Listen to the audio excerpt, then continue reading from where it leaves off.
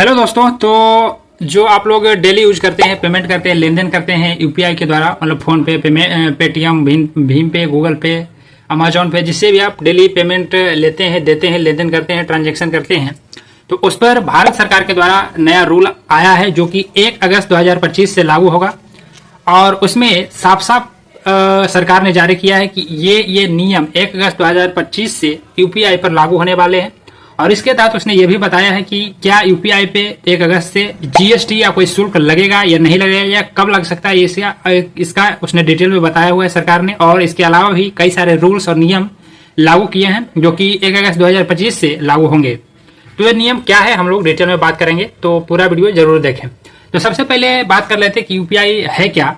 तो इसका full form होता है यूनिफाइड पेमेंट्स इंटरफेस, और भारत सरकार द्वारा एक डिजिटल पेमेंट सिस्टम जिसमें मोबाइल ऐप्स के माध्यम से पैसों का लेन देन आसानी से, तेजी से और सुरक्षित तरीके से हो सकता है। इसका full form unified payments interface है। और कहता है यूपीआई क्या है, तो कहता है भारत सरकार के द्वारा शुरू किया गया एक डिजिटल पेमेंट सिस्टम है जिसमें मोबाइल ऐप के माध्यम से, जैसे फोन पे, गूगल पे, पेटीएम, भीम पे, अमेजोन पे से उसके माध्यम से पैसों का लेन देन आसानी से हो जाता है, तेजी से हो जाता है और सुरक्षित तरीके से हो जाता है। और इसमें बिना अकाउंट नंबर के हो जाता है, सिर्फ मोबाइल नंबर, क्यूआर कोड या यूपीआई आईडी से ट्रांजैक्शन या लेन देन हो जाता है। एग्जांपल फोन पे, गूगल पे, पेटीएम, ईटीसी। तो ये यूपीआई है। अब हम लोग बात करते हैं कि भारत सरकार ने 1 अगस्त 2025 से कौन कौन नियम लागू करने जा रही है।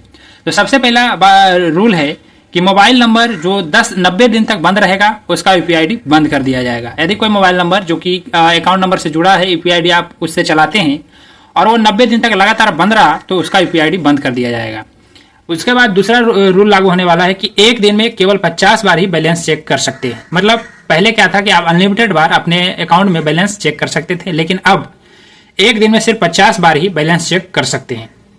तीसरा रूल क्या है कि अब 5 लाख रुपए तक यूपीआई से ट्रांजैक्शन लेन देन कर सकते हैं। मतलब पहले लिमिट था, लेकिन अब जो है आप किसी भी यूपीआई से 5 लाख रुपए तक एक दिन में 24 घंटे में आप लेन देन ट्रांजैक्शन कर सकते हैं।